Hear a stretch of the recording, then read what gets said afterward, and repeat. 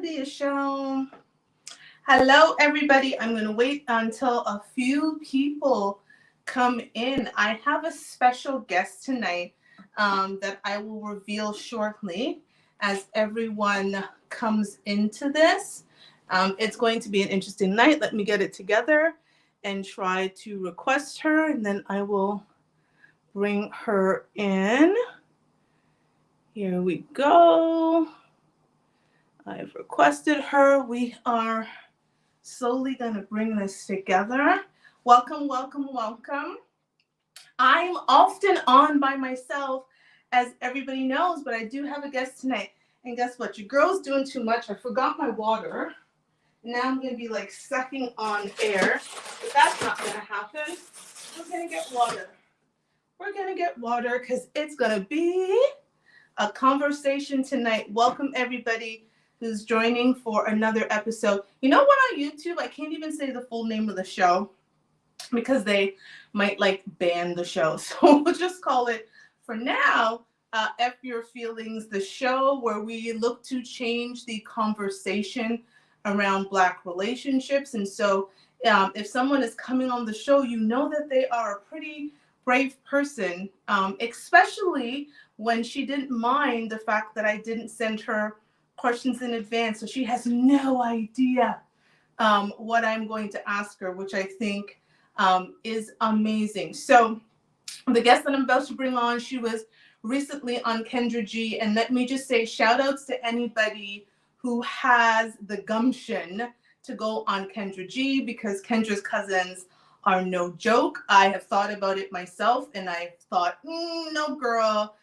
not for you, even though my story is a little bit better than most. So I'm going to give her a shout out for even deciding to go on the show, because that's a feat in itself. So her and I are going to talk about her experience. I'm going to ask her a few questions. And we'll talk about how we even connected to have the show. So I am going to make sure that I have invited her. Give me 1 second on Instagram so that I can also bring her from backstage on YouTube, and then I will get this started. So, I mean, if you are watching, you'll see the title. She has 5 kids with 5 men and was recently on Kendra G looking for love, and we're going to talk about her experience with Kendra G. And I also want to find out a little bit more about her, because that's really important. Hold on, girl. I invited you. Let me see if I can bring you in. I suck at this. People usually request me. No, I invited you. Courtenay, press the button where I invited you and see if you, there we go. Here we go. This is much better. So I'll accept here. I'm going to go live with you, and then I'm going to accept you also on YouTube. So we are going to come on both. Here we go. Okay, so I've got you on YouTube. So for those who are on YouTube, you are now seeing Courtenay, and I am going to get you on, what in the world? You know what? Instagram and me, we always have issues. Like, Instagram does not like me. It's loading. So, let me see. Oh, is that what it says, girl? Because Instagram does not like me some days, but YouTube does. So we are going to wait. If you're on Instagram, Courtenay is there. We go. She's going to join. Okay. I'm going to mute us on YouTube. And then mute you on which one? YouTube. YouTube. Yeah. Okay, let me see. Is that good? I'm going to do it myself too. Hold on. Everybody, we're just sorting out the kinks. I am going to mute myself. Now we're good. Can you see me? Okay. Hear me? Awesome. Yeah, and I think there's no well, I don't know if there's reverb. There's someone your side. Do you hear it on my side? Okay. Is that a little better? Hi, everyone. If you're watching on YouTube or Instagram, can you give us a thumbs up on either, just to let us know that this is okay, because I definitely want to have this conversation and for all of you to hear it. Are we good? I muted you on YouTube. YouTube. Awesome. So this sounds a little bit better. Okay. Okay. everyone. Welcome to another episode of Fuck Your Feelings, the show. I am joined by my special guest, Courtney, who was recently on Kendra G. Courtney is just trying to get it together. Listen, I get you. Instagram. I know. Kendra G would be like, she would be disappointed in me. Okay, there we go. Hold on. Do it the other way for Instagram because you're sideways. We gonna put it up because now you're upside down. Turn. Okay. Yes. Oh my God.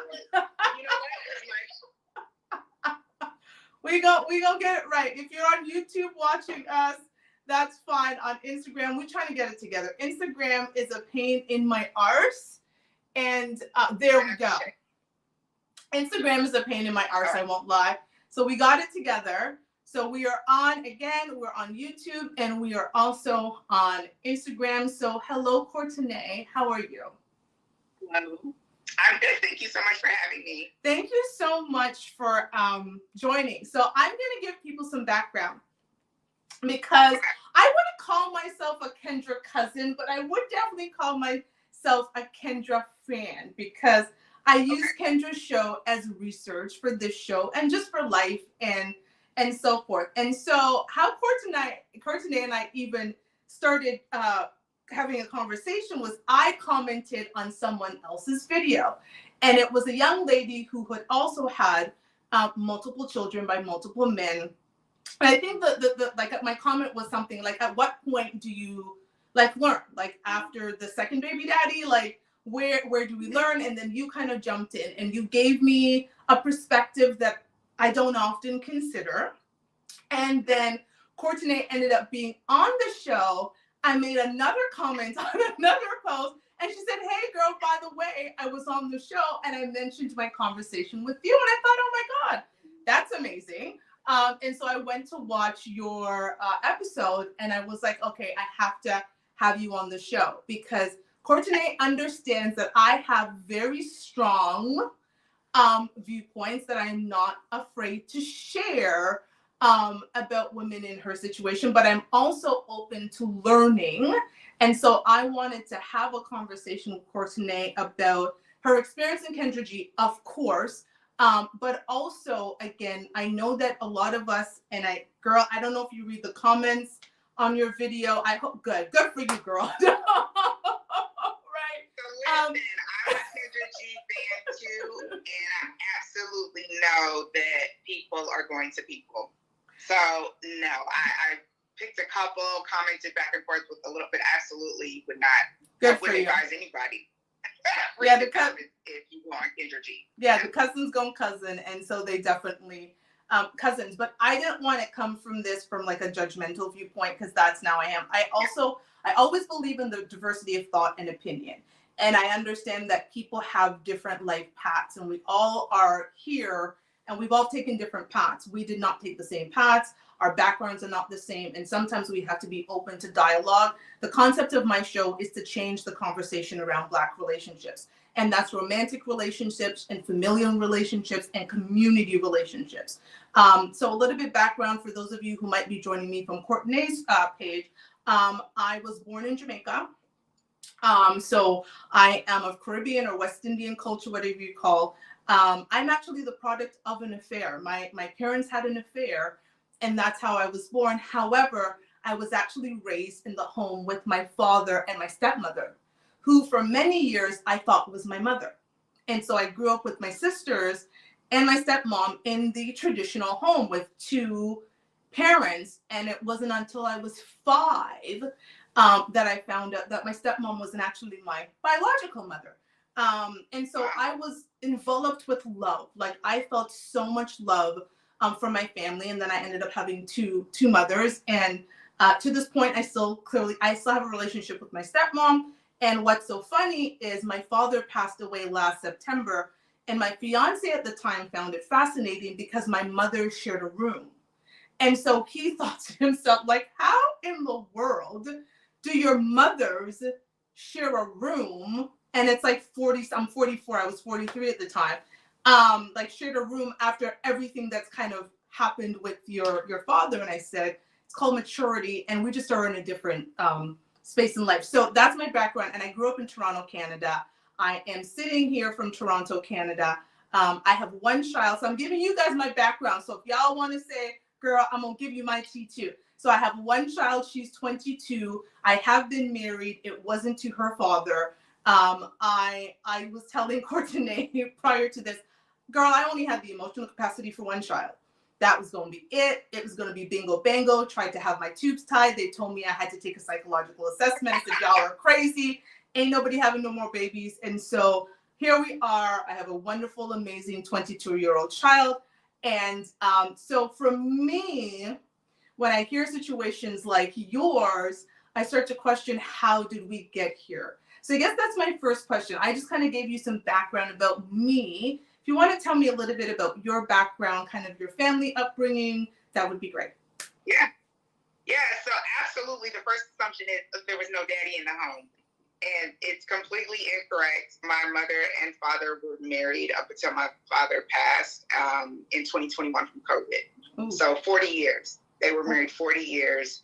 And that's something that I've wanted and tried to replicate when I was younger without really the knowledge and understanding of what it takes to be married for 40 years, right? So it's just my sister and I, one of my sister's best friends on here. Hey, I forgot, like I knew when this went live, it was going to go live on my Facebook. So, hey, y'all. Hey, y'all. But yeah, no, so mom and dad, originally from Los Angeles, California, raised about an hour and a half outside of Los Angeles in what's considered the IE. And yeah, you know, educated parents. My father's parents were married a long time. They passed, one before I was born and one when I was like a baby, but he was like the baby of 7. And then my mother, it's her and her brother were raised by my grandmother, and their father went on and married somebody else and had like 4 other kids, but we're all like acquainted and we all, you know, get together at family functions and whatnot. So she's one of 6. Education was pushed. My mother has multiple degrees, including her master's in business administration. She has a psychology degree. And I laugh because people think, oh, let me figure her out. Girl, no. Good luck. My mom can't do it. Daddy had some college. I went to college. I started school early. So I graduated at 17, was accepted to college at 16. So intellect really has no bearing on matters of the heart, as my mom would say, right? Sometimes thinking goes out the window. What else? I traveled. Mainly, I'm back in Southern California. I did live 5 years down south. So I went down south with 1 kid, came back with 2.5. And then we tapped out at 5. So right now I work in human resources as a corporate facilitator, and I also work as an external reader for the UC system. So that's a little bit about me, single mom of 5 of 5, like an In-N-Out burger. And, sorry. Sorry. My oldest is 20, sophomore mechanical engineer. Then I have a 16-year-old, 13-year-old, 7-year-old, only girl, and baby boy is 3. Got you. So, because I'd written the kids' age down when I watched your video, and I watched it a couple of times. And thank you for giving me that background. I think that background is important because, again, we have preconceived notions when we hear people's stories. Mm-hmm. We try to fill in the gap, right? We try to fill in the gap where we can and go, well, like you said, 5 kids by 5 dads, you probably, by 5 men, you probably didn't grow up with a father. I think what was interesting on your comments, because I went through a few of them, the ones that I read, most people got that you were very educated, right? They said, listen, she speaks well, she's eloquent, she's clearly very educated. And so the question mark happened to like, so how did we get here to where we are? Yeah. A woman who's clearly intellectual, who's clearly logical in the way that you answered the questions. You were very concise, right? Like there was no swearing and like that talk that most of us are accustomed to when we hear these stories. But again, the question mark is, how do we get here? I'm going to get there in a second. So like my question to you is, you know, you have parents that were married for 40 years. You have grandparents that were also married. You're one of two. You saw kind of that love in the home. When you were growing up and you were thinking about growing your family, were you the type of woman who was like, I want a bunch of kids and I want to be married when I have them? Like, what was your thinking at, say, 16, 15, those ages? Yeah, out the gate, I knew I wanted to be a stay-at-home mom with a bunch of kids. 4 kids to be precise. I wanted exactly what I had, and then my baby Portland came along and disrupted that. But I wanted 3 boys and a girl, and that's what I had in that order. Wanted the boys first because it's just me and my sister, and so I always thought, oh, it would have been fun to have like a big brother, you know, to protect you or whatever. And absolutely, some people are like, I don't know if I want kids. They kind of vacillate back and forth. I don't know if I want to get married. Out the gate, that was what I wanted. There was no plan B. There was no thought of, if you get married and it doesn't work. Like, divorce was never, it was just going to work. But again, very young and not understanding what it took for that to occur. Yeah. And not that my parents didn't try to, in the best of ways, you know, express like, you know, you should be married before you have kids, and you know, we want the best for you. They talked, but there was a bit of an age gap between my parents. Like, they had us back in the day considered late. My mom had me at 33, and my sister at 36, and so just a bit of like, I think with my children, the difference in communication is, first of all, they live it. They live multiple, you know, parents. I mean, multiple siblings on both sides. I don't think, let me think. My oldest child has 2 siblings that have the same mom and dad. Everybody else, and we can run through it, are all half siblings. Yeah. So it's not just me, it's on their paternal side as well. Yeah. So it's just choices were made, and we can go into it. But no, yeah, I absolutely wanted to be stay-at-home mom and wife. And then when that didn't work out, I went to work. So yeah, I always wanted to be a stay-at-home mom and wife. And so that's so interesting, because I think about my life, and I was talking to you a little bit about that. Like, I was one of those women who I wasn't sure if I wanted kids. I would have been perfectly fine if I didn't have kids. And, you know, I have my daughter. I had her at 21 years old. I love her to pieces. She is the light of my eye. But I knew, like, you only have to do something once to realize you don't like it. Right. And I was like, love her, don't like this. Right. Like, she's amazing. But this whole parenting process that you have to do until you die, like, I'm not doing this multiple times, because there's no retirement plan from being a parent, right? Like, I have to do this, and I'm either gonna freaking kick ass at it, or I'm gonna screw this little human being up, right? And so I'm gonna kick ass at it, and she's only going to be like, she's the only one. So for me, it's like, first of all, so I will just say off the bat, any woman with multiple kids, kudos to you. Couldn't do it. No, thank you. Not for me. Not the job I want. I'm like, no, thank you. Like, great auntie, drop them off for an hour or 2, but bing bang, pick them up, gotta go, bye. Like, no, not gonna happen. And so for me, it's just like, multiple kids, first of all, I think is, ooh, great. But then I start hearing the multiple fathers and the dynamic, and how does that work? And again, how do we get there? Because you went from, I want to be married, I want to be a stay-at-home mom, and I want to have 4 kids, 3 boys, and a girl. Love that, because you had your life planned. You were clearly smart as a whip, because you're accepted into school at 16, and now you're going to school at 17. And then you have your first child at 20, I believe you were?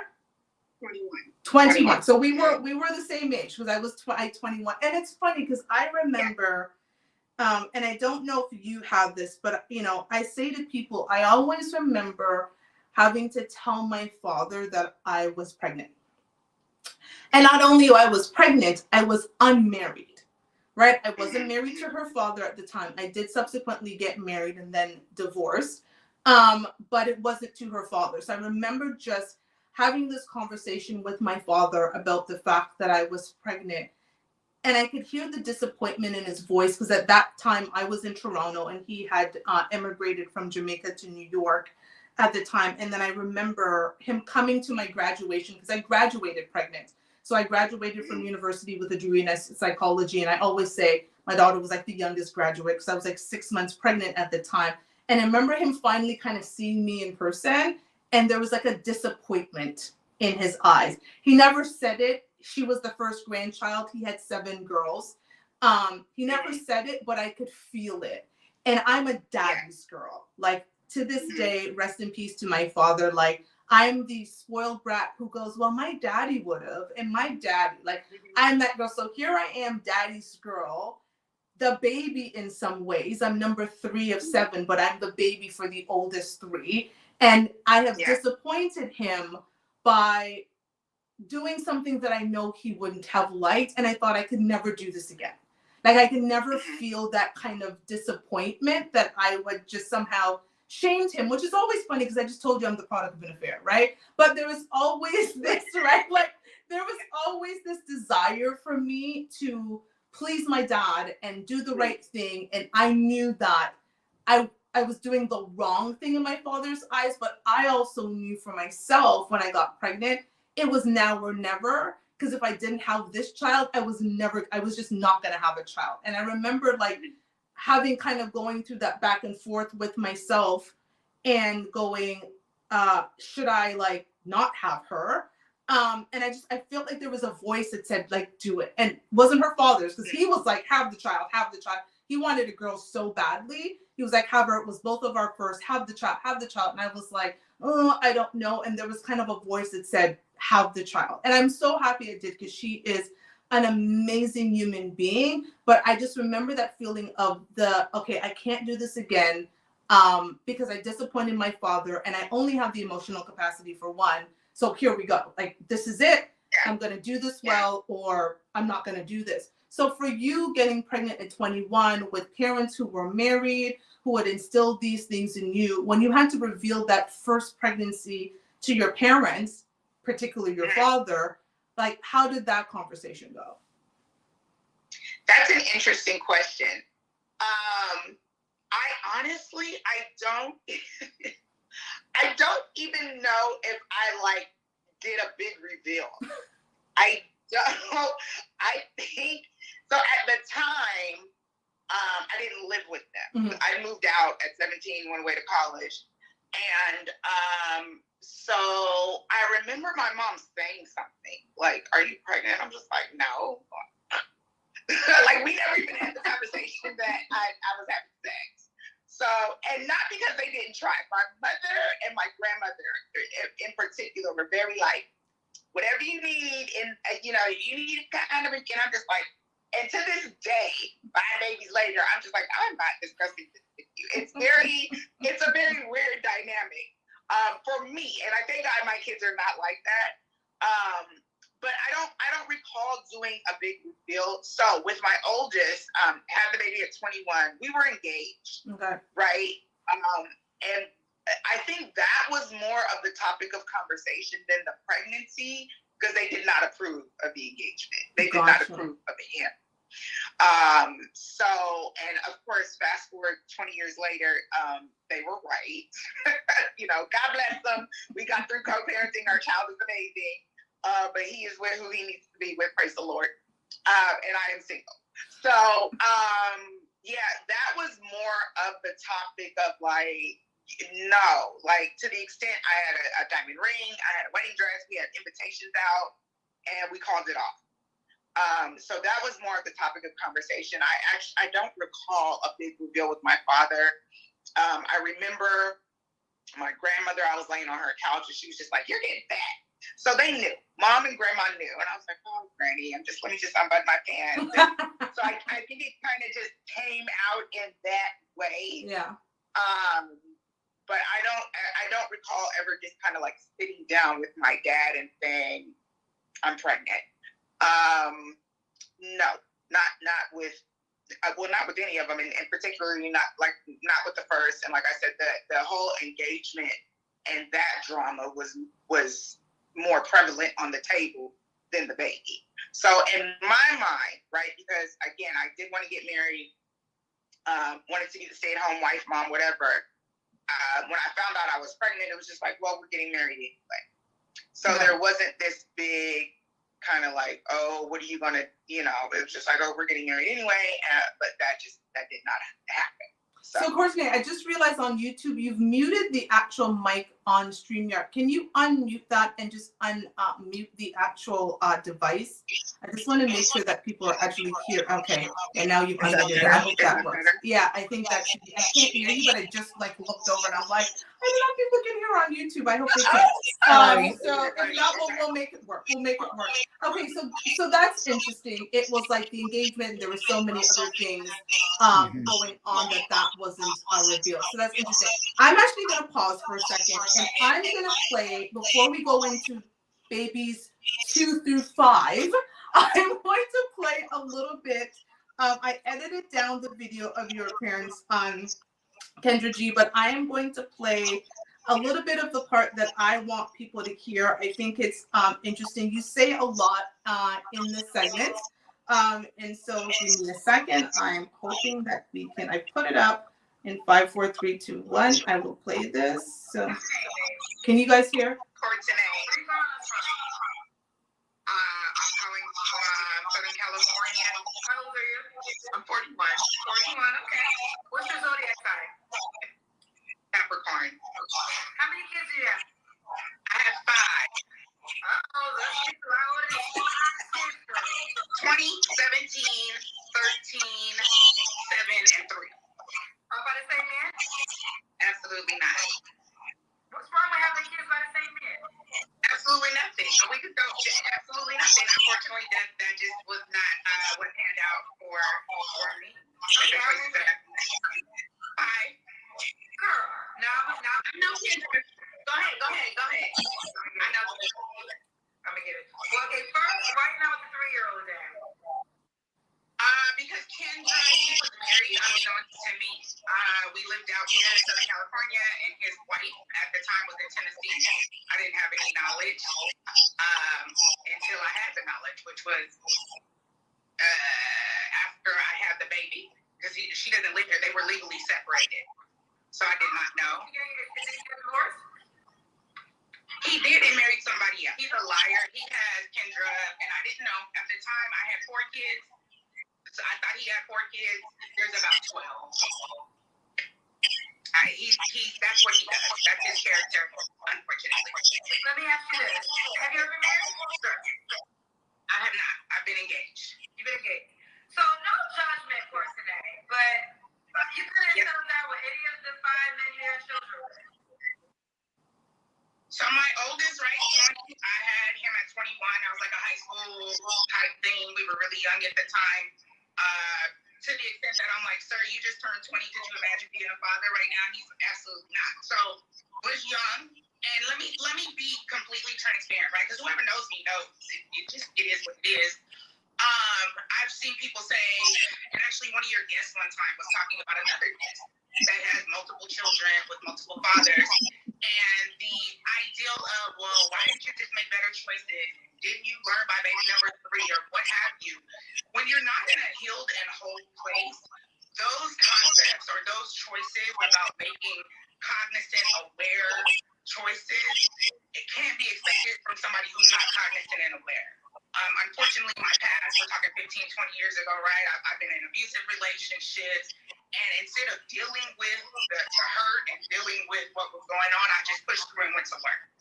Right? So you push through, you go to work, and it really wasn't until the pandemic when I was able to sit down and stop because I had to, and go to counseling and kind of like be conscious that, yeah, you gotta stop. It's not, it really doesn't matter what the other side is. There's only so much parenting you can do as a single parent, right? I wouldn't advise anybody to do it. I think I do it well. But it's hard.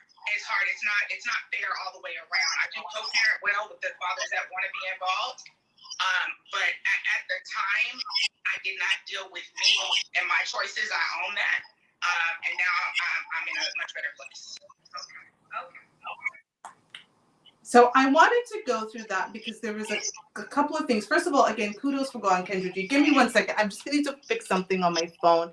It goes on sleep because I'm old. And so it goes on sleep at 11 o'clock to tell me, girl, it's time to go to bed. So it just did that. So I was like, it's not time to go to bed yet. There are a couple of things in there that you said. First of all, again, kudos for going on Kendra G. Like I said, anybody who goes on Kendra G, I think is a brave soul because again, the cousins, and to reveal so much of yourself. As I understand, I've been doing this show for 2 years. I used to do with my ex-fiance. When we broke up, I had to have a show about the breakup and then all these things that happened. So I understand completely revealing yourself to basically strangers. But again, Kendra's people are just on a different level. But you said a couple of things there. Your cousins will be cousining, right? I love the fact that you actually said, I would not recommend this.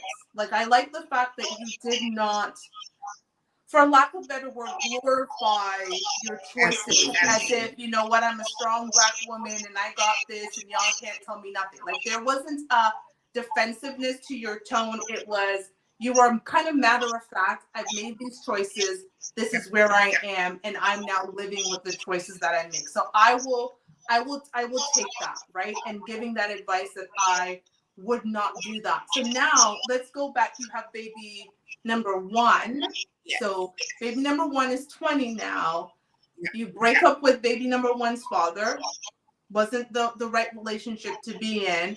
You made baby father number 2. And because your first 2 kids are 3 years apart. Yeah, almost 4 years. So that is right in hindsight. That first relationship was like my first adult relationship. We knew each other in high school. I think we got together when I was 19. Maybe at 21. It was abusive. He was cheating. Police were involved, restraining orders were involved, all kinds of things. And so, shortly after my baby turned 2, I fled and went to Alabama. So that's the starting of the cycle of not dealing with anything, letting my baby end up. So Alabama, got a job, got an apartment, was taken care of my son and making it work, and then met a dude. And at this time, I had the second baby, I was 25. So again, no counseling in between, right? No, stopping and assessing and what can we do better. And of course, knowing as a 41-year-old now, and just an adult, like your brain is not even fully developed until 25. Yeah. Right?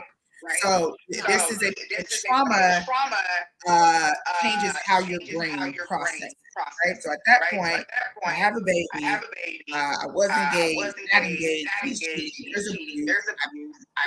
On the other side of the country, there's multiple things that occur that I don't deal with because I don't even have the wherewithal.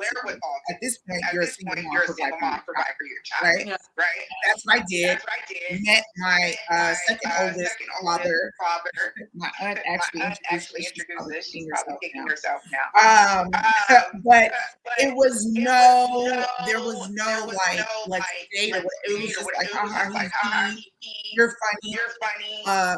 We hung out a couple times. It was not a relationship. Just having sex and got pregnant. So let me pause you there for a second because this is where I asked, how did he show up in your life? Right? Like, because again, your aunt introduced them, you guys are having fun, and that's fine, right? We can have lots of fun, but fun doesn't always equal babies, right? We can have fun, we can protect ourselves while we're having fun. You already were experiencing one, you'd already gone through a bit of trauma. He shows up, like, did he show up in your life as somebody who provided you safety and security, or was it just that we're having a good time? Absolutely not. There was no safety. There was no security. There was no relationship. There was no there was none of that. To the extent that I can tell, or maybe can't. I personally, abortion is not for me. Surprise. But with this particular pregnancy, I was considering it because I'm like, I don't want to deal with this. Like, haha, eat lunch, go out to eat, go to the bedroom. But as far as dealing with him, as far as relationship, I didn't think I could do it. And so when I was a couple months pregnant, I just decided I'm done. I'm literally 2 months pregnant. I'm done. I did not deal with it. I sent him a picture of the baby when the baby was 2 weeks old. And at that point, that's when, not so much verbally, where it's like I'm a strong Black woman, but that's absolutely the mode I was operating. I got one, what's two. I've been providing, with again, no long range understanding of this is, it's a baby on your titty right now, but they grow up. They continuously, like you said, provide till death. If you're an parent, right? Yeah, it's not just a clean. And so, and understanding, like you said, you didn't have the capacity to parent beyond the one. I was not, I always wanted what I wanted. And then also not believing that. I didn't believe that. Somebody's calling. I'll call her back. I did not believe this ideal family that I wanted until my last day. That is when I was like, it ain't happening how I wanted. I wanted to make space in case I got married. It ain't happening. So, at some point, the second became because, there was no awareness or being, again, I had him at 25, so he's at pregnant at 24. There was no, it was just like, well, you got a car, you got an apartment, you got a job, what you got to do? And just kept going. It wasn't until my third child's father that there was an outward relationship again. And we were together on and off for 6 years. Okay. So there's a 17-year-old, right? He'll be 17, and then my baby just turned 13. So there's a pretty big gap right there as well. And we were together on and off from like 2000 and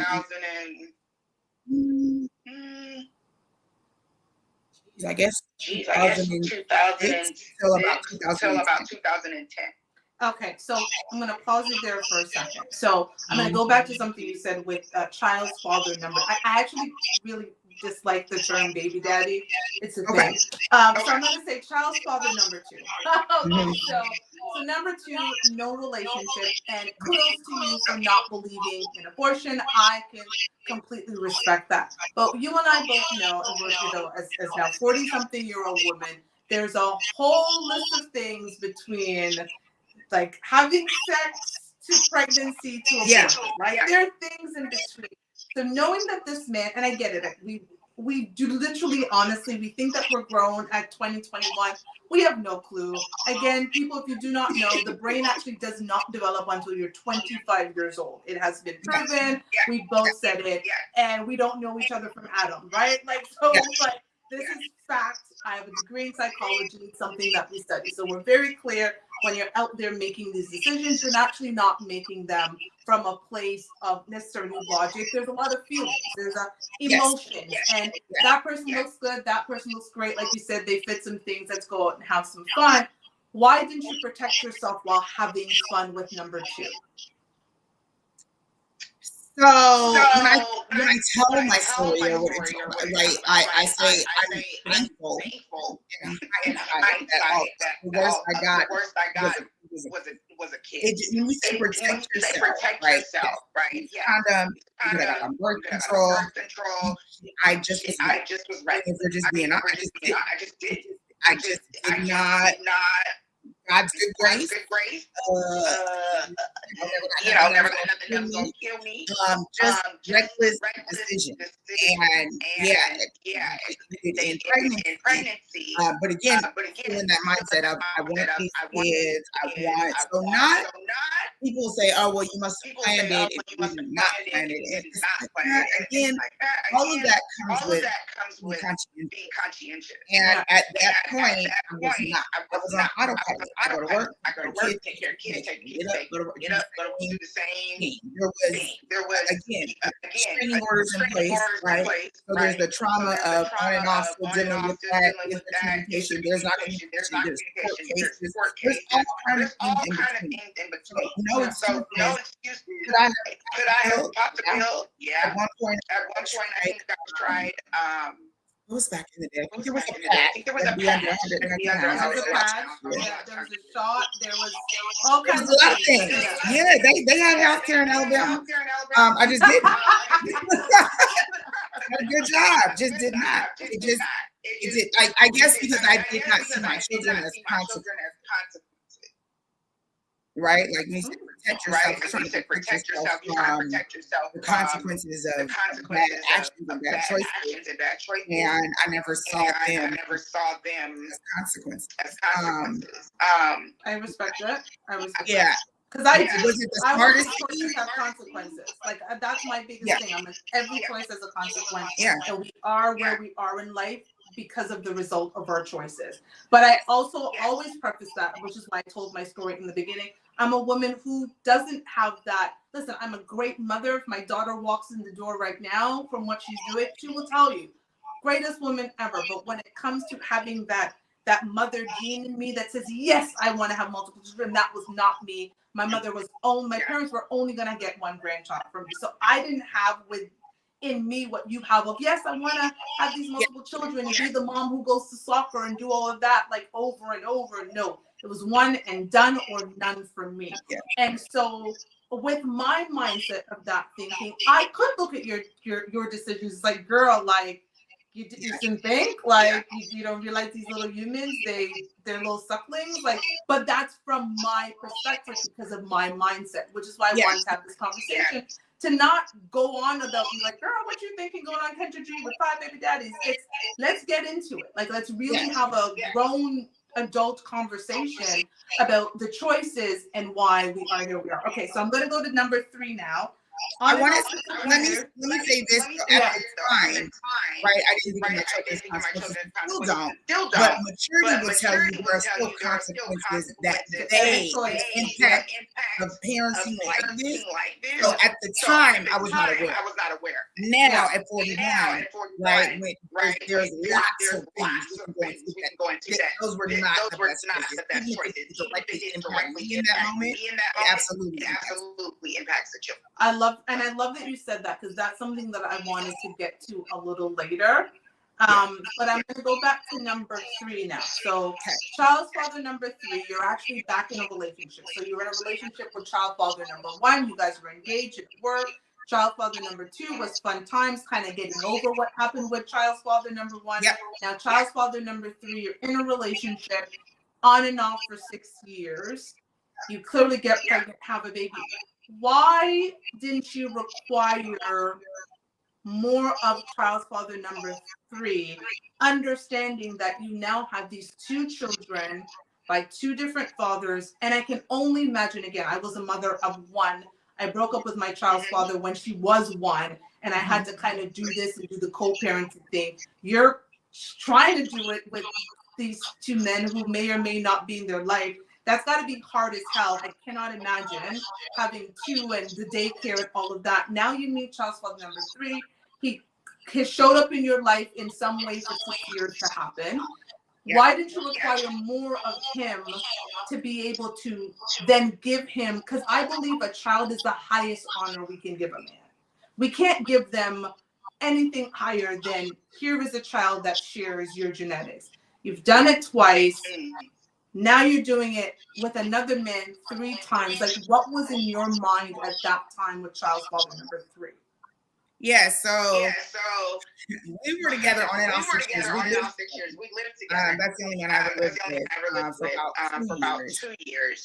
He already had 3 women. Yeah. So, and then I scratch myself when I get on.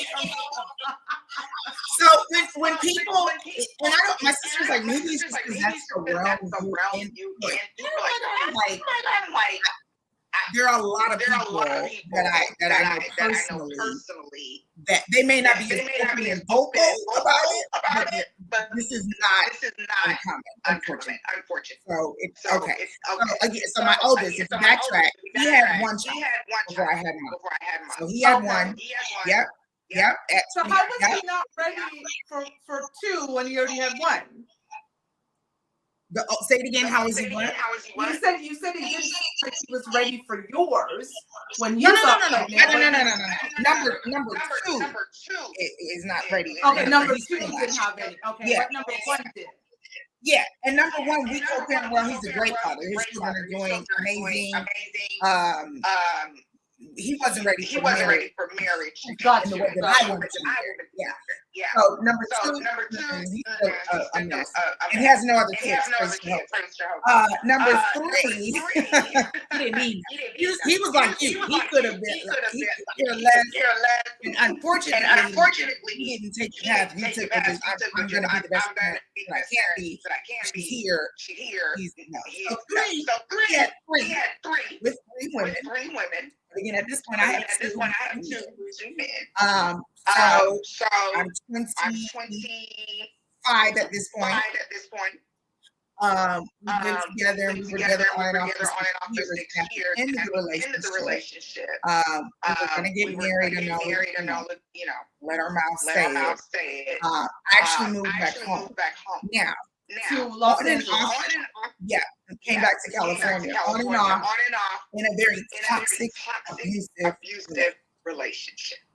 So, when I tell you, because people say, how do you do this? In the same type, like if you don't deal with you or you don't deal with life will deal with you, right? And so, it was. Have you ever seen Baby Boy? I have indeed. Jody. It was definitely the Baby Boy. He took my car while I'm at work. I worked 2 jobs. He was hustling. Craziness. Crazy. Like a lot of people don't even know. Yeah. I remember the first time he hit me. I said something. It was me and him, probably the kids in the backseat, little ones. And his dad was in the car. And I don't remember what I said. And at this time, I was royally pushed, right? As articulate as I am, I'm also very articulate with cursing folks out. And I don't remember what I said, but his dad looked at him and let her talk to me like that. He came across my face in the car. So this is the level of toxicity, right? Your own daddy, right?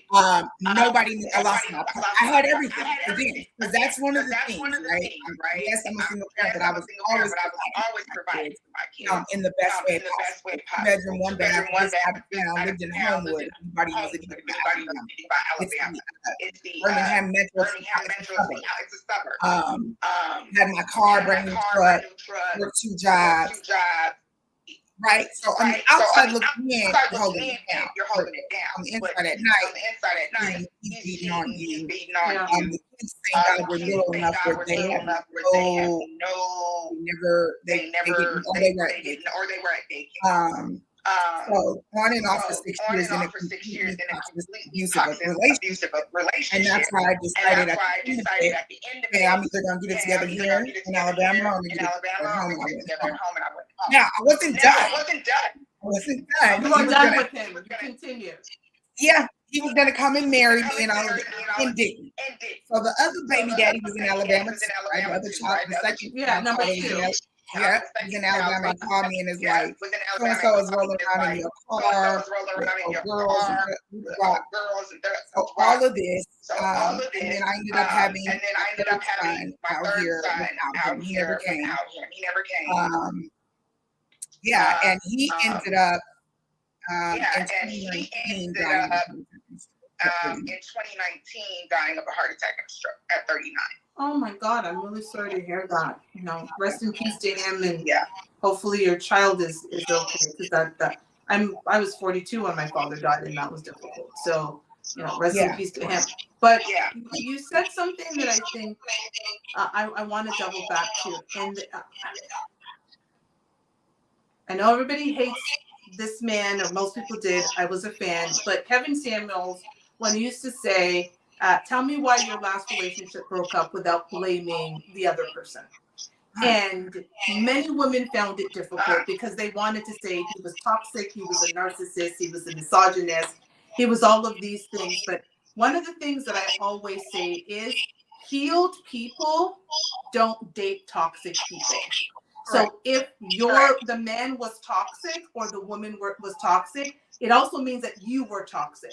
Because when you are healed, you cannot deal with toxicity, because the reality is nothing grows in toxic soil, right? The basic premise of toxic is you can't actually create anything in a toxic environment. And that's why some of our planets are not inhabited, because it's toxic. Like nothing can actually grow in it. And so I think that was one of the things that you said in terms of like, I wasn't healed. You said it on the show, which I respected. And you said it to me when we were communicating on Kendra's timeline there. Like, I think that's important to understand for everyone listening and who wants to always say it was the other person, it was the other person. As a woman who is healed, as a woman who has been cognizant about the choices that she makes and been cognizant about protecting my womb from men, because I met many men who have said, you are such a great mom, I would love to get with you and have another child. And I was like, and you're beautiful. They would absolutely drop the seat off and keep on. Or stay. And if that's not what you want, absolutely.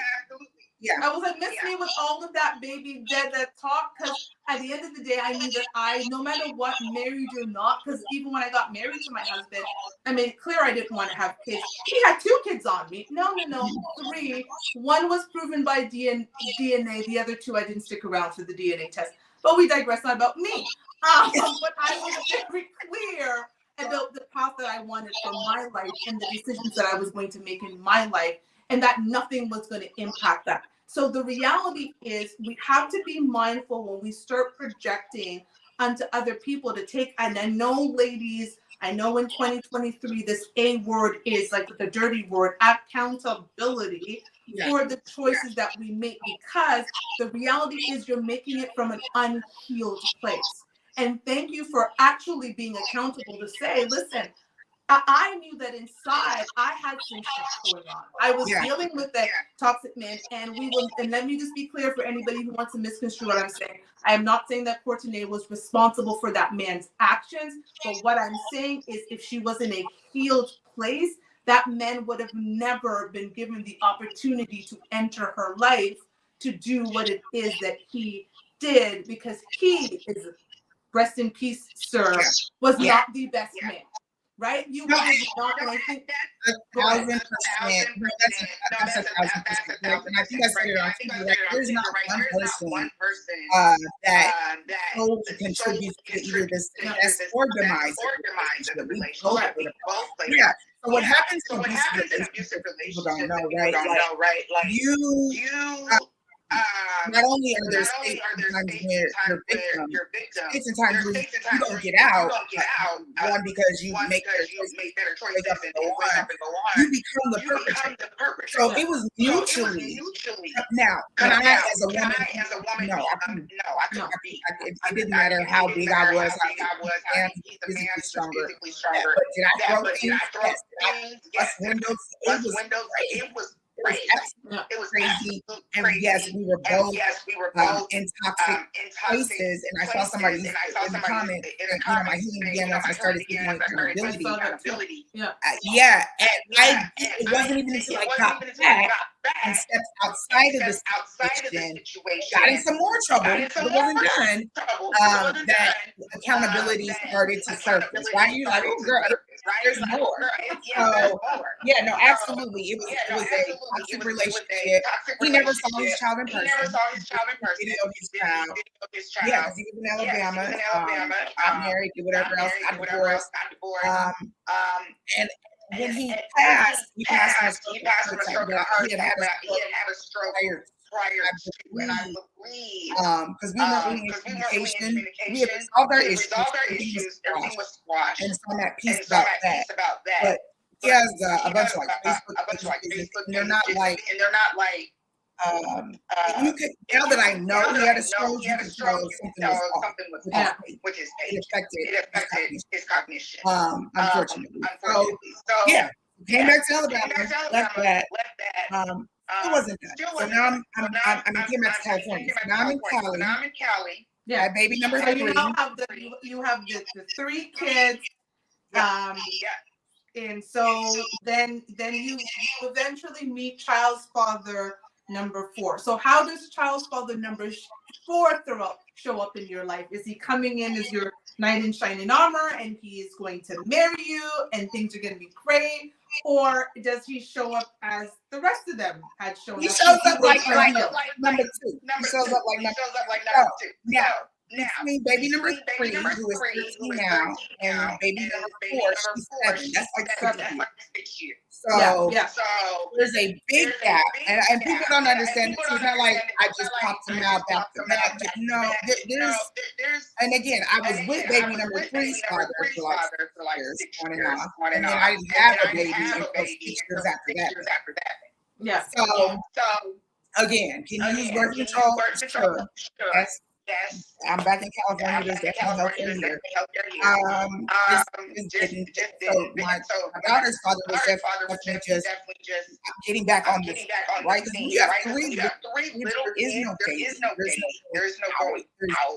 Somebody's watching the kids go drop it like it's hot. That's not a right. They go to daycare because I was going to work. I might get a nail appointment done or whatever. But for many years, there was nothing. In addition to when I got back, there was mama picked up with my oldest son's father. Okay. More court cases, and it wasn't actually until again, if you're in abusive situations, you don't get help. You become the perpetrator. I became the perpetrator. Got in trouble. Case. And they made me go to domestic violence. And it wasn't until I sat in that class that I even realized I was in domestic violence situation. I don't think we're talking enough about that. There's sex in class for kids or kids. And I think kind of maybe coming into but I'm like, they really about domestic violence and dating because nobody has the words. I can remember my grandma saying nobody has the words. I can remember my grandma. First of all, it's not that easy, right? Because normally they don't just call up. There's been abuse prior to that. Verbally, emotionally, financially. There's levels. By the time somebody calls off the issue, you know what I mean? And so to just pick up and go, where am I going? And I had 2 kids, and it was my house. So some of it is quite as like, no, baby boy situation. Not going anywhere. He has nothing to lose. But there's all of these dynamics. I'm back. Baby number 3 is, here. Going back and forth to court. Had to sit down. Go to domestic violence classes. And that's when I started recognizing that there's an issue. There's a problem. You're repeating patterns. You're aligning yourself with people who like patterns. Are they coming and tipping you off your feet? Absolutely not. Wasn't even requiring, right? Because some of it was because get out, have an adult moment. Because I'm at the house with all these kids. So some of it there was a level of I'm just gonna go. I have had fun wrapped up. Yeah. But even then, at that point, kids weren't consequences, and I still, because I will say God's good favor and grace. I've always been able to like get up on my feet. So always had a car, always had an apartment, right? Wasn't sure did I utilize the welfare system at some point? Absolutely, as it should be used, right? Didn't abuse it, and so it was always the swing. It was swing, land, good job, good like, and take care of myself. When they were little, there wasn't this like struggle. You know what I mean? Like, I had no problem going where I had to go to take care of myself. So I'm in Los Angeles, right? California. Do I live on the beach? No. No. Far out because that's what I could afford. You know, so it was my own thing. And then my daughter's father, it was just fun times. Fun times. 3 kids, fun times. When I got up for work. Fun times. Hold on, I'm going to pause for a second. For those watching, can you confirm if you can see Courtenay?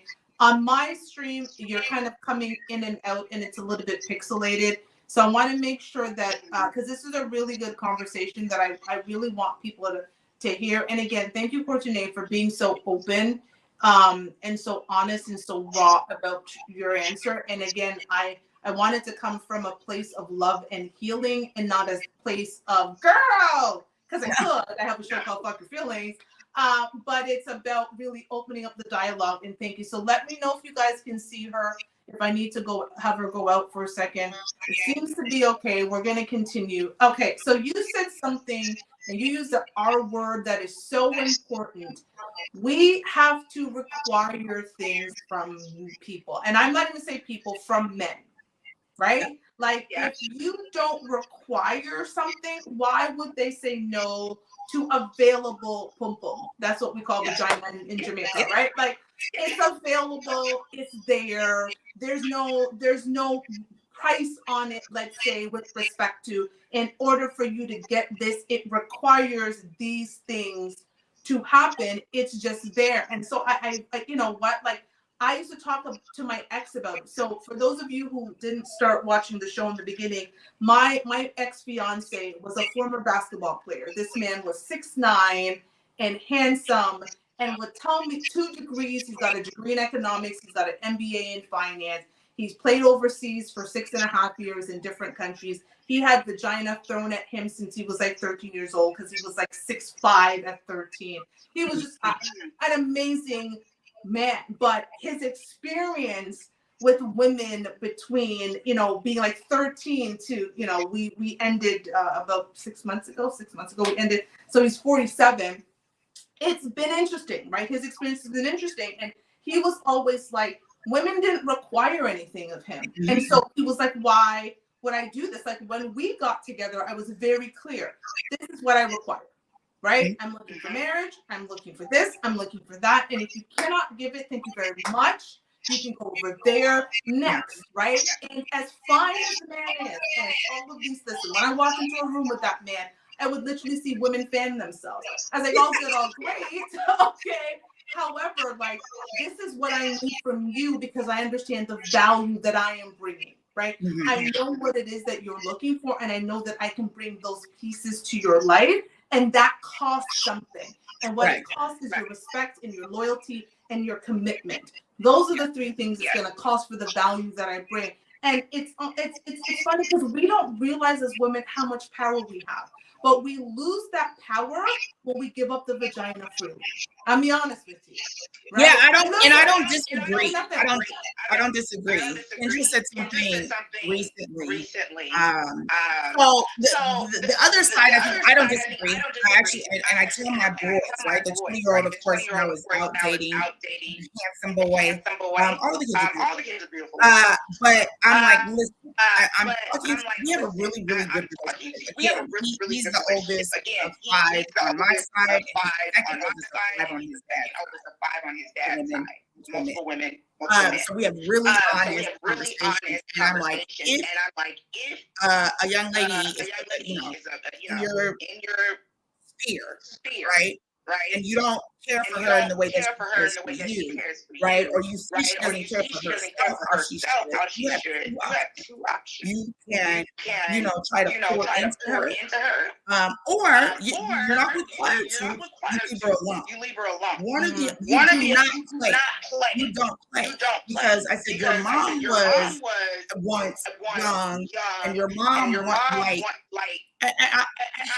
there's so many dynamics to, and I think I posted this the other day on my page, like we were raised in love, right? Mommy and daddy worked there. It was all the accolades, and then you deal with somebody who's not, right? They're raised in survival for numerous reasons. Playing on somebody, it doesn't mean anything. Right? Here I am, heartbroken, and we didn't get married and broke, and he was on the side of the relationship. You know what I mean? It does not affect certain individuals the way it affects others. And so one of my goals with my kids is don't be that person. If you be that person, you absolutely could. But at the end of the day, I'm raising you to be better. So yes, women have to own and set requirements, own who they are. I'm sorry, own who they are. Set requirements, know what you bring to the table. After so many years though of abuse, right? That had to be relearned. That had to be relearned. And then even in between there wasn't even about the abuse. I had to require that of myself because it was being honest. Right? Like I said, sometimes it was just I just want to go. I just want to go have fun. I'm at the house. I'm working. I'm with kids. I don't even care anymore. It was recklessness. Because there isn't a lot of, like I said, getting out when you're a single parent to multiple kids. So in the moments that I could, it was like, yeah, cool, whatever. So a lot of things were consensual, but not conscientious. That's because I don't. Do you think in those moments you were just thinking for that moment? It was I'm in the moment. I'm getting attention from a man. I'm out of the house. I'm getting my needs met, and not thinking about the repercussions of, oh, by the way, if this were to happen, like, would he stay? And I think that's, you know what, it's so funny that we don't ask enough questions. I remember my ex used to say, listen, I don't care if you want to sleep with a man on the first date, the 10th date, or within 5 hours of meeting him, but whatever you choose, you better find out everything that you need to find out about that man before you give away the vagina. Because he says, again, as a man who was thrown vagina left, right, and center since he was a teenager, most women didn't require anything of him. They barely asked any questions, and he didn't care. Like, he was like, the moment they asked him a stupid question, he was on to the next. He's like, yeah, I'm off, right? Like, so I think because he didn't have to deal with that. He could go get somebody who didn't ask questions. Thank you. Yeah. Exactly. And that's the thing, right? And that's what F's up the game for us, because we're in situations like, I hear women say, right, oh, well, he said he, liked kids and wanted to have kids. And then it's like, okay, sis, but did he say he wanted to have kids with you? Did he say that you are the type of woman that if he thinks about his daughter, he wants his daughter to be exactly like you? Or did you just ask him, do you want kids? He says yes, and you saw that as a yes, he wanted kids with you. And I'm about being thorough. Like, I'm the person who asks a million questions because I want to know. There are certain things that I have in my mind, and there's a checklist. Because listen, at 35, 40, I'm 44 years old now, right? Like, I've had one marriage, I've had 2 engagements like you that just didn't go the way that I was supposed to. And I've always been like, here is what I want. I'm always clear with, in terms of, and if it's not working, I'm not going to go through with it because this is forever. I was hoping my first marriage would have been forever. It wasn't. He couldn't keep his penis together, but I digress. But I think we have to be mindful of the questions that we're asking and being very clear that we're listening to understand, not to respond. Right? Yeah. Because our feelings get so caught up in a lot of this. And whether we like it or not, ladies, we're not as hardcore as we say we are. The moment we start having this, whether you like it or not, feelings somehow get involved. You're spending time with them. They're giving you attention. And one of the lessons my ex always talked about is ladies have to remember there's a difference between attention and intention. Ooh. Men will give you attention.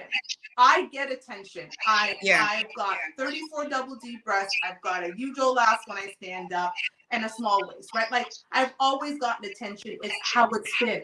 But I give attention to the men who show up in my life intentionally through their actions and their words. Yeah. Right? Men who give me attention. I get the DMs. I get all of that. It's all great. But you have to know the difference. Just because a man is giving you attention does not mean he will ever be intentional with you. You better preach. That's the truth. That is the truth. I'm gonna take that back to my boys and my daughter in a 7-year-old way, and for myself. That's very true. And that's what people say. Well, how does she keep going? Because attention, and I said dating is easy. Dating is not hard. Sex is easy. This is not. It doesn't matter. I've heard men say, "I'm just a baby daddy." They don't care. But that doesn't mean that they want to be a provider and they want to be a partner and they want to, help push you to your highest potential. We're not talking about that. So this is why I'm single. But yeah, no, because you could have 15 kids, it does not matter. And obviously, for them, it doesn't matter. Something that you said about your ex, that's the case with. If I have to think about it, I can't say for certain, but with the majority of my children's father, sex at a very, very young age. Yeah. That's a whole other topic of conversation, right? But you having psychology and understanding that works as well. I've seen the manifestation of that. I believe that's a contributor as to why they have so many kids in so many places. Because that fucked them up in some. I don't know if I'm allowed to say that. That messed them up in some way because you are a baby at 13. And so here you are, you become desensitized dealing with all of these grown up things and situations that it's easy to just pop in and pop out. So yeah. And that's why it's important. Like with my ex, I had those conversations. Like I was very cognizant. I'm like, you didn't end up in this 6'9" body of yours and play professional basketball, and you don't have stories to tell. I want to know, but I don't want to know from this age when you started playing basketball. I want to know before that. Tell me about your familial background. Tell me about the structure. Tell me about the things that you had to persevere through. Tell me about the pivotal moment in your life that changed how you view relationships and love. Like, I asked the question, and you can tell when a man, honestly, ladies don't want to be with you. They don't want to answer those questions. You're doing too much. Too much for them. Because now you're expecting them to be vulnerable with you, and are they safe with you? A lot of men don't actually feel safe with us. We talk about safety and security, how important it is for us. Our men also need to feel safe and secure. The reality is often they're not coming in for safety and security. They're coming in for sex. And so you start asking them the uncomfortable conversations. They start to gotta leave. And that's when you start realizing that if you're intentional about the choices that you're making and the people that you're bringing into your life, you will actually weed out a lot of that. And I tell men that all the time. Like, I'm in a place where I've been clear with people. I'm emotionally unavailable. I left the man that I was supposed to be my last love. He helped me bury my first love. This was the man I was planning forever with. We had to walk away. And I walked away from him because he had 4 kids with 2 different women and an untidy past. And I knew that I couldn't allow the past decisions that he had made to affect our present and future. And I was already paying for his choices, and I couldn't do it anymore. No matter how much I loved him, it was like, you got to go over there and clean that up, because I cannot with you, because I want peace, and that's chaos. And you're operating in chaos as if it's peace, and it's not. Because he's used to it. And that's what happens too. People, like, you become comfortable in your chaos. You don't even realize it's chaotic until you come out of it. So that's a lot. And you got to be mindful of, and that's what he said. Like, when he ended the relationship, he was like, "You're perfect." He's like, "You're perfect, but my chaotic life doesn't allow me to be with you right now, because I actually required stuff of him that he wasn't comfortable doing. I required him to elevate himself to a certain place that no one else required of him, because it was just, he's smart, he's handsome, that's enough." And I'm like, it's not enough. We need to go here, right? Like, and that's why these conversations, like, I get it. I have needs to girl. I have not had relations, as I call it, since March 14th of this year. That's when I got up, packed my bags, got on a plane, and left Phoenix, Arizona, where I lived with my ex for 2 years. And I came back to Toronto because after my father died, I knew that I needed just my safety blanket. I didn't have it. I needed my family. I needed that. We broke up like 3.5 months later, and I said, I'm good. I did. I'm like, I know the place that I'm in. I know that when I'm emotionally unavailable, and if I start mixing sex with the needs and I was like, it ain't gonna work. So I don't know how many months I am on, girl. 9.5, girl. I don't know.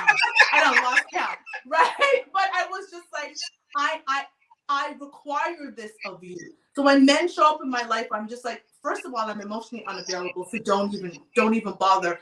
And two, unless you're coming with some intention, you're wasting. I've told guys, ask me out. They got the money, they got all that. I'm like, sweetie, you're wasting your time with me because right now I cannot give any more of myself. And the reality is you're not going to get vagina either. So you could waste your money trying, but I'm just going to tell you up front, this is where I am. Like, I'm honest and I own where I am. And I think that's the part that we're going to get to, that you said, after baby number 4, kind of baby number 5. And we all heard, girl, baby number 5, that man was married. Yeah. Courtenay, girl, how did you miss a whole marriage? Man. Okay. So, you knew. So listen. Okay. So baby girl is about 3. So there's a 3-year gap. Now, remember, her dad was just fun, right? After a 6-year break, whatever. He's just fun. Have her. And again, at this point, coming from the lowest of lows, right? Coming from court cases and whatever. Was her dad excited about her? No, but he was there out the gate. He was there out the gate. He's there. They have a wonderful relationship. We're good friends now. And it's number 4, number 5. Yeah, number 4. Right? Okay. So when you come from so much trauma, this again goes back to requirements, and you get a little bit better than what it was. You're like, woo! Right. So that's where we were with that. So the last baby, I met him actually in 2016. My daughter was a baby. She wasn't even one. And we had met, I think, prior to that, I feel like in 2014, but didn't talk, whatever. It didn't work out. So then we met again in 2016. And again, I try to own my choices. I try to own that, some of it was just me being out here. Some of it I thought was going to result in something else, engaged or whatever. And this was at this point I got 4, and I'm like, what's up? So I asked some of the questions, what is it? And it's like, no, I want to be with you. I have 4 kids too. Okay. All right. So beyond asking the questions, though, like you said, it's not just the words, it's the action. So there are some things that, as a result of that relationship, I absolutely will not entertain at this point. One, I have my own spot. I have my own place, my own car, my kids go to daycare, I go to work, whatever. If I allow you in my space, I'm not allowed in yours. Right? So you can come to my house, you can whatever, you can pop up because we're together. Here you go. So one thing I will say, my oldest son, he was like, he thinks my children, my think is good, some might think is bad. They have not been exposed to all of these relationships or situationships. So the oldest was a baby, right? When I had the second one, he was 3. And I never lived with that man. The only relationship he knows of is the dude that I was with. When we were together on and off for 6 years, and at that time, my son was like 5. Beyond that, they never saw anybody else. I was single for 6 years. I was raising him, whatever. So when I had my daughter, they met her father at church for the christening. Like there was no in and out. There was no like, oh, this is my stepdaddy, because some of those dynamics are people's, fake concerns. I say fake. They're not really concerned, but they're fake concerns. It's like you have all these men that they don't. I would go do my activity. You know what I mean? Like they were not aware of. So the last one though, that was we were in a relationship. They did meet him. I had that conversation with him about I don't just have people in and out, blah blah blah blah. So we got together. We stayed together for about a year. At one point, he was talking about the kids. He told me he had 4. I had 4. But he kept other names kept popping up. Oh. So we would be having conversations. So this. I'm not going to say his name. But at one point, he said a little girl, and I said, now look. Because when people lie, you have to keep up with your lie. Yeah. And again, this is the one that at least has. So this is what he does, right? So he forgot. These children he don't even know. So I'm like, listen. You told me it was this many, but I keep hearing more names. We together now. Just tell me the truth. So he was like, all right. There's 11. Oh. Yeah. Hold on. So I'm scratching myself. And girl, you heard 11 and immediately you didn't think run, bitch, run? Yeah. Here's that thing, right? I'm like, okay. Yeah, because my best friend was like, that would have been it. Like, what do you? There's nothing else that can be said. It doesn't matter how peaceable the situation is. No, not me, right? Not me. So I was like, okay. Let me pause you there. Why in your? Because I think that's almost if you tell 10 women, I'm going to say 8 of them. I will even go with 9.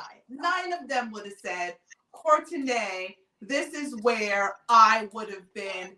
Thank you, but no thank you. Fuck your feelings, and I'm gone. Because you just went from 4 to 11. It basically tripled. We can do math, right? It's 2.9 times the amount that you told me that you had before. Yeah. Why was okay?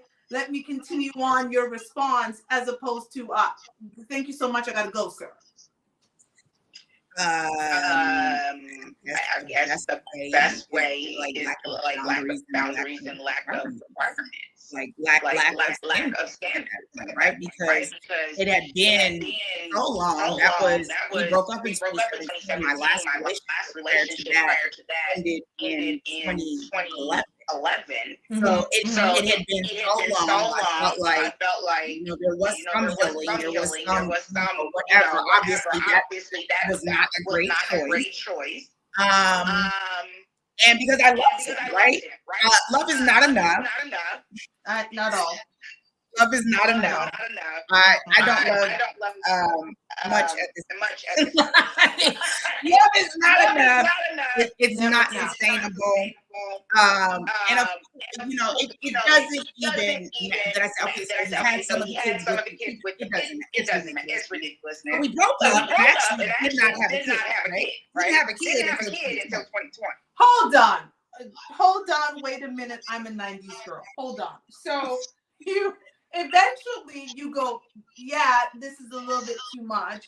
You leave. Well, no, that's not why we broke up, right? It wasn't okay. This is too much. Because again, I'm the one. I love all your kids. So to this day, I'm still like, I talk to his kids. I probably talk to his kids more than he talks to. All 11 of them. Not all 11. Not all 11.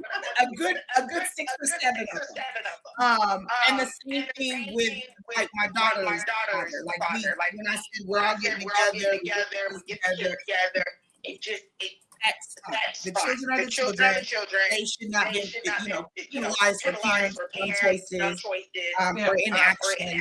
And I have no problem. Be in the house where everybody can come and see each other. So we didn't break up for the kids. We just broke up. Got you. But you eventually get back. Don't get back. Just we broke up. We broke up on good enough terms where it was the maintenance. So the light is out. oh, come put air in my tire, and he would. Now, no, so at this point, I was aware of multiple children. I was not aware. So you were aware of the kids, but not yet aware of the wife? Correct. Because so he came clean about the kids, but failed to mention the wife in a different state. Yes, because he lied. He straight. I said, "Have you ever been married?"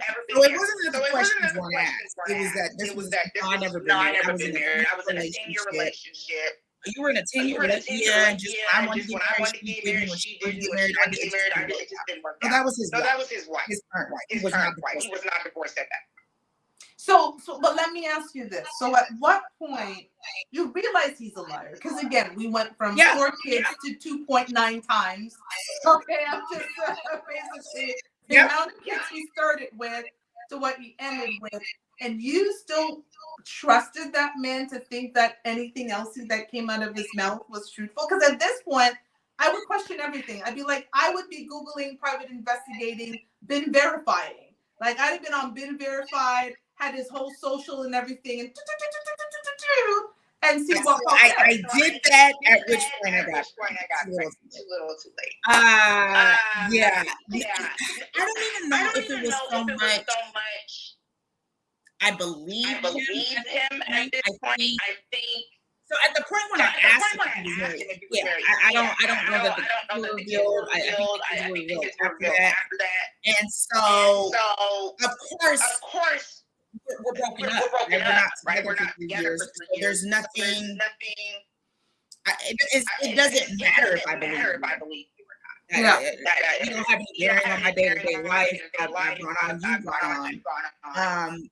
But I guess it didn't matter. It didn't matter at that point. It should have. It should have mattered. But it didn't. Right? So now sorry not to cut you because I am conscious of the time. I've had you talking for forever, so I first of all appreciate that. So now you're here with 5. 4 of the men are still alive, thank God. How many of the 4 are very active? We know your first son's father is very active. What about the other 3? And my daughter. And your daughter. 7-year-old. Gotcha. Yeah. So the 3-year-old's father is not very active. Well, he's married to someone else now, right? He's like the baby of 12 or 13 or whatever it is. Mm-hmm. Yeah. And then number 2's is not active. No, he actually went to go live with him. He's in Birmingham last year. That didn't really work out. He has no other kids. He has a son, but he's by no means a parent. So I mean, no. My son, he'll be 17. So he has a cell phone. He can call. They don't mesh. Okay. So now here you are, and I'm just going to spend a little time on this. And now here you are, having appeared on Kendra G, done aired out all your business, girl, on For Kendra's Cousins to Cousin. Yeah. What has your experience been like? I will say that. That's my first question. And then my second question after that would be, what would you do differently if you could in your life? So first question is, what's the experience been like after you went on Kendra G and the Cousins? So the experience has been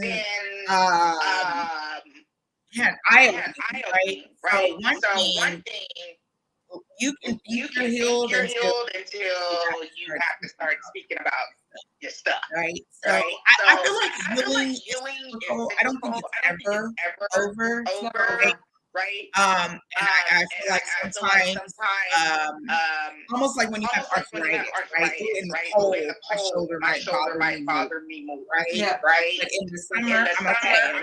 And I just kind of feel like that's what it is. Especially in having a parent navigate different situations that come up where it's like, okay, we're mostly good, but this is really irks, right? Yeah. Right. So that I still go to counseling. I still have conversations. I'm absolutely going to utilize some of the things from this slide right here about intentionality and understanding the difference between attention and intention. The responses from different men have been okay. Okay. I think I made my age range a little too big. A little too. I don't really know that I really want to entertain a 60-year-old. Like if they look 47, maybe. I'm with you, Yes.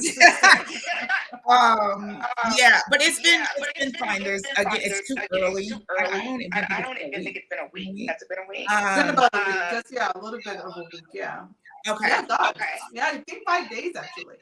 Jeez. Okay. So yeah, there's conversations and folks that have expressed interest, but we will see what are your intentions. TBD. And then what I would do differently. That's really hard. Because right, if you say, "Oh, to go back, I wouldn't have these kids." I love my children. Is it hard? Like, and I don't recommend it. It's ghetto. It is ghetto. You should not have baby daddy.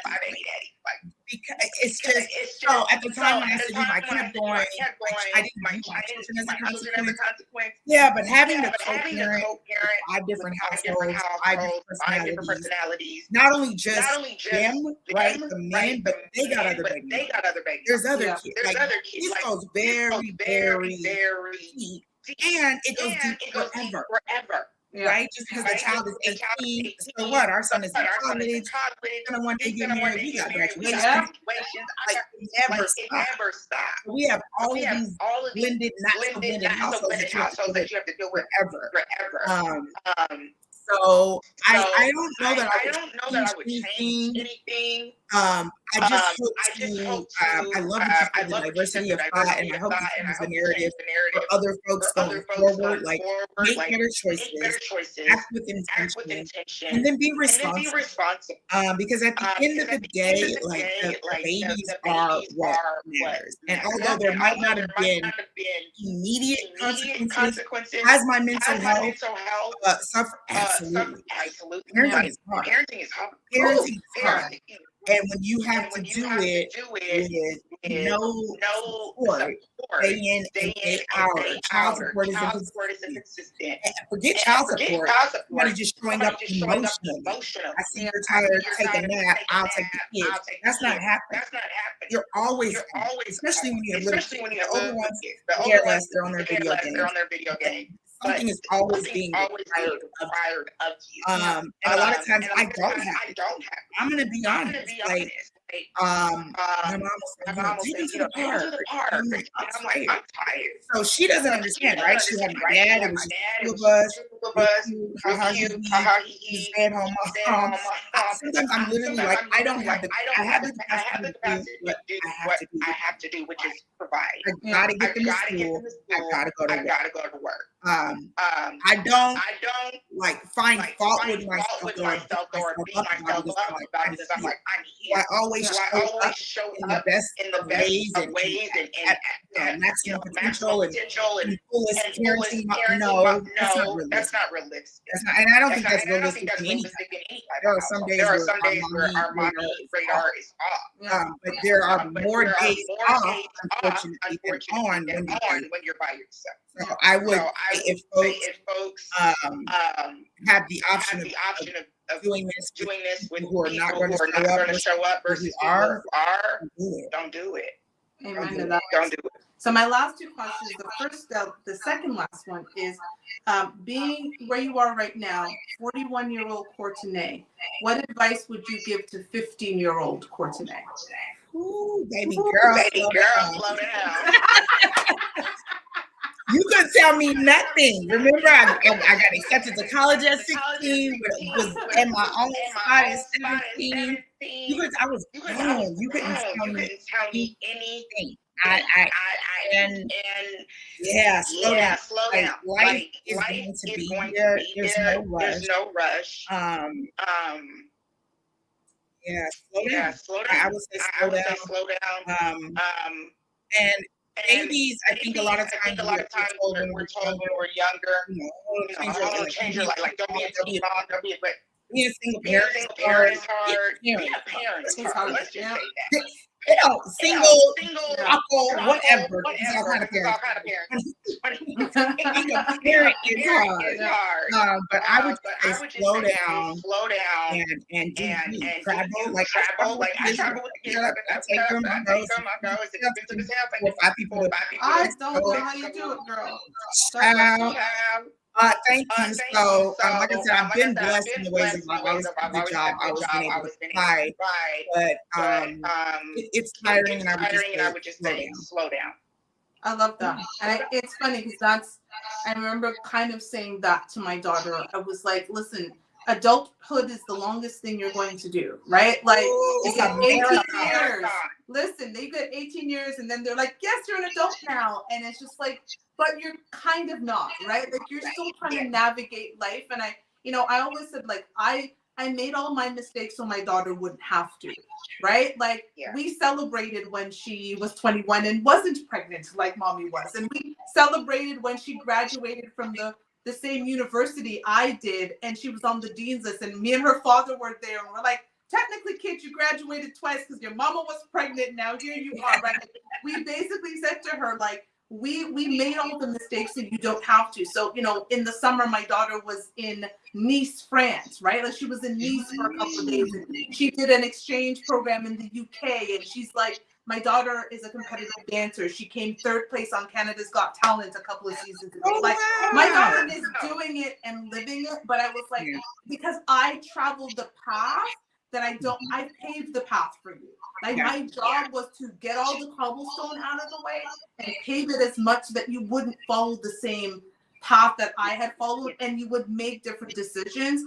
And it's interesting when you talk about the kids, like, I was telling people, because for the last few years, my daughter her wish for her birthday has been that her father and I have dinner with her. No one else is invited. So it's me and her father and her at the restaurant of her choice. And we go and we sit down and we have a lovely family meal and we take pictures. And she's happy. We've been doing that since she was 16. She just turned 22. People are shocked that we can do that. Mm-hmm. And I have to look at them, and I mean, not just Black people. I think people go, oh, Black people. Like, no, my boss is white, and he was like, my parents can't even be in the same country, right? Like, much less the same room, right? Like, their families just have animosity. And I said, the reason that we're able to do this 21 years after not being together is because she was the most important thing we did together.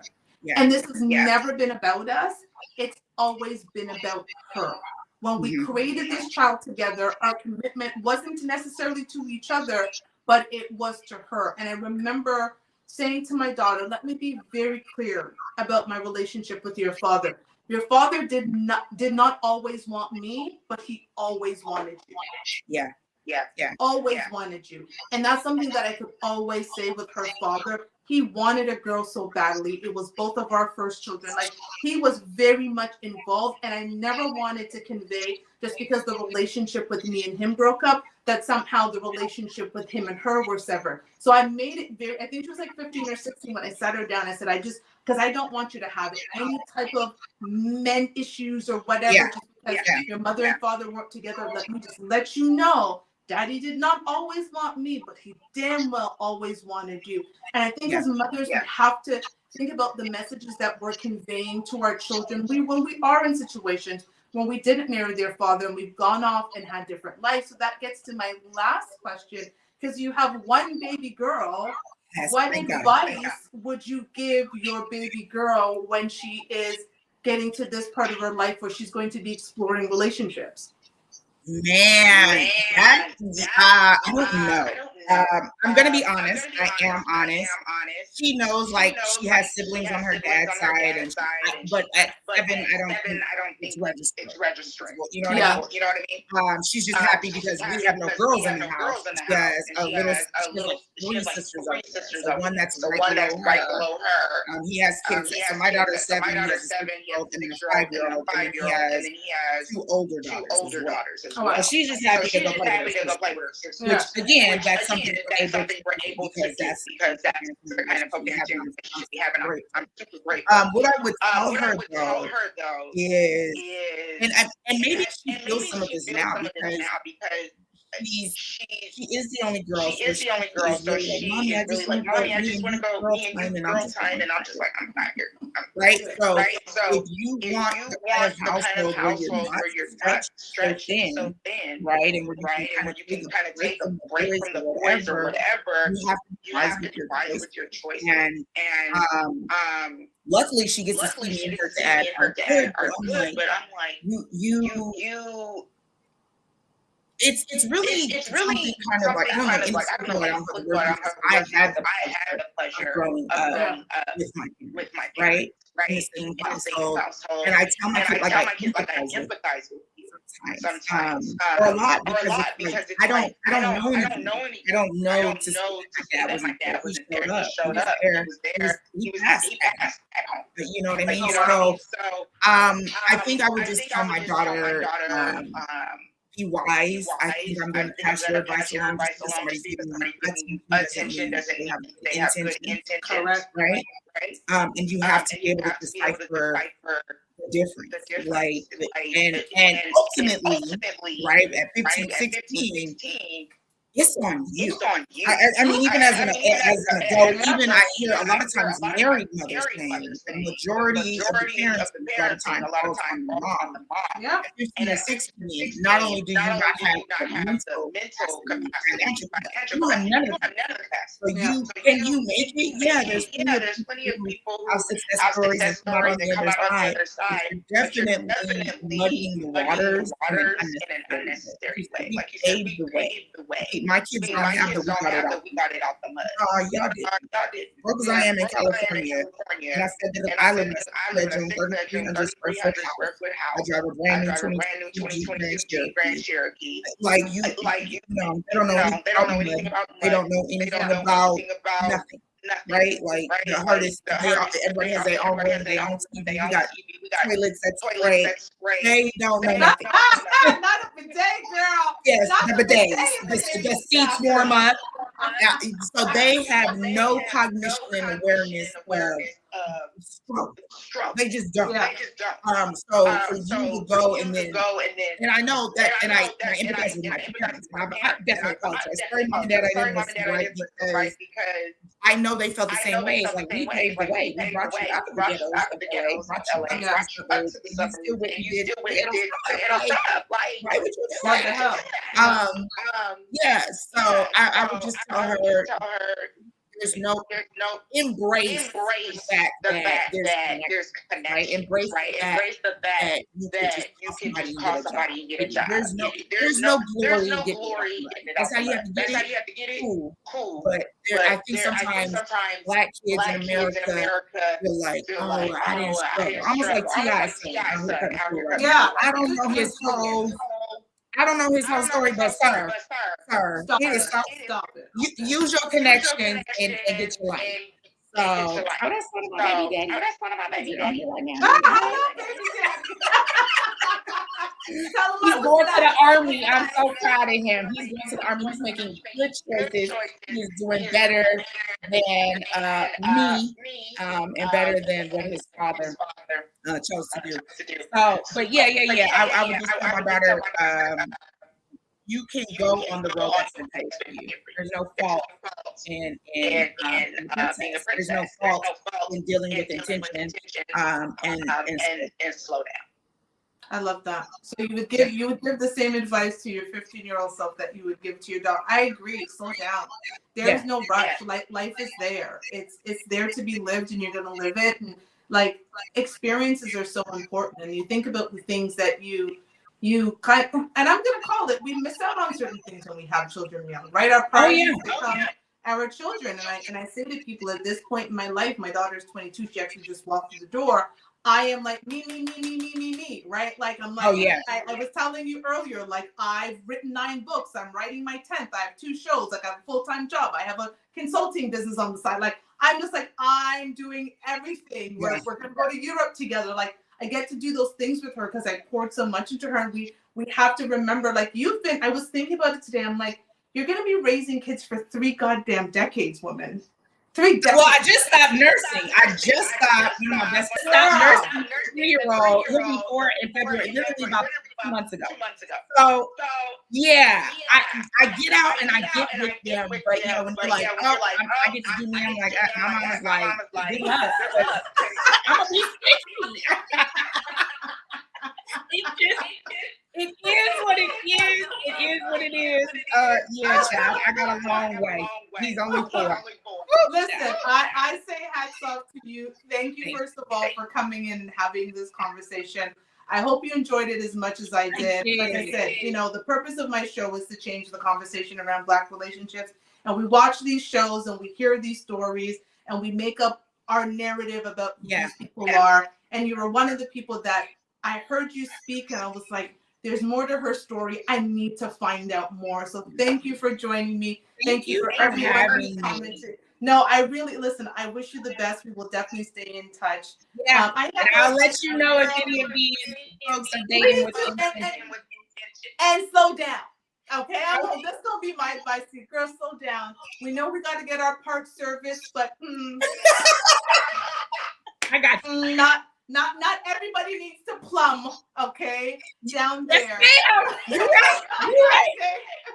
And listen, at 41, the plumbing is changing. Oh, Jesus, that's another story. You know what's so funny? Somebody asked me this question yesterday. They said, after you have been locked up for service since March, what happens when you finally meet somebody? And I'm like, listen, I'm 40-something years old. I know how it works down there, but it doesn't mean that it needs to open for everybody, right? Like, there's a price of entry, and that is, again, listen, it is true. Like, ladies, please stop having sex without commitment. And I'm also going to say there are a lot of you in relationships with single men. You gotta tell the truth. Okay. Yeah. Okay, my DM will tell you that your man is single. Hello. Okay, a lot of you posted up men, and it's not my business, but a lot of you are in relationships with single men because unless a man has said you are in a relationship, sweetie, you guys are friends having sex.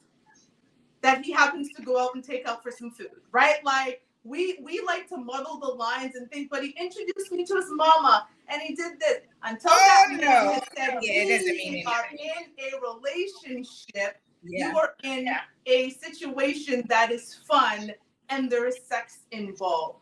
Attention versus intention is the best lesson I have ever learned in my life. I might get it tatted on me. Girl, listen, I remember when you did your catcher cam, man, and we saw all the breasts. We were like, girl, we know what's up. And you gonna pass by, and the daddies at the soccer games and the games are gonna say, woo woo. But are they showing up intentionally when they speak? Do they talk about you in their future? Do they even talk about a future? Like, those intentionally and statistically. Like you said, like you, they can say, "Oh, I want kids, but do I want kids? You know, or I want to date. Okay, I told you that, right? You want to be a part of. That's what eventually you have to get to. And if it's like, no, I don't want any kids. It's like a word. You're not gonna meet them today, but there's no need to like progress and go on if you're not willing to parent. Facts. And I have to be honest, in my situation, my last situation, that was my issue. I love my fiance. He was amazing, but he came with 4 young kids. When I met them, they were between 10 and 2. 10 and 2. And I tried for 2 years, 8 months, and 2 days, until the point where I was like, I have a 20-something-year-old. This is not the life I envision for myself. And as much as I love you, and as much as you're promising to give me forever, this is not what I want my forever to look like. And that, I think that's the fairest thing to do. And honestly, I feel like, not feeling sorry for the but they have it harder, right? All of mine are weak. They gotta navigate households. There's a whole lot of like. God bless their wives. I couldn't be. I had to be honest. I couldn't be that wife. Like, I started realizing again when you got to. I always say, women, it's our responsibility to protect our womb and it's a man's responsibility to protect his seed, right? Like babies don't just happen. Yes, they may not have been planned, but if you didn't wear protection, babies can't happen, right? And so when you get to a situation where, again, you see a person that you want that's great for your life, but you made all of these decisions over here that impact that life that you really want over there. That was my last situation. All of the decisions you made over here were affecting the life that you said that you wanted over here, and they just were not congruent. Like it just doesn't work, and we have to remember that, right? Like the choices that we make will show up in our life at some point, and we may not like the consequences. So if you don't like the consequences, change the choices that you're making so you can get better results. So that would be, you know, my advice if anyone wants to take it. But I appreciate you. Thank you so much. I did not intend to keep you up so long. So I appreciate the fact that you stayed, and we will definitely stay in touch. So thank you for those of you who are not following me. Make sure you're following me on Instagram and subscribe to me on YouTube. Thank you, Courtenay. Thanks so much. Best of luck, girl. Bye. Bye. Bye bye.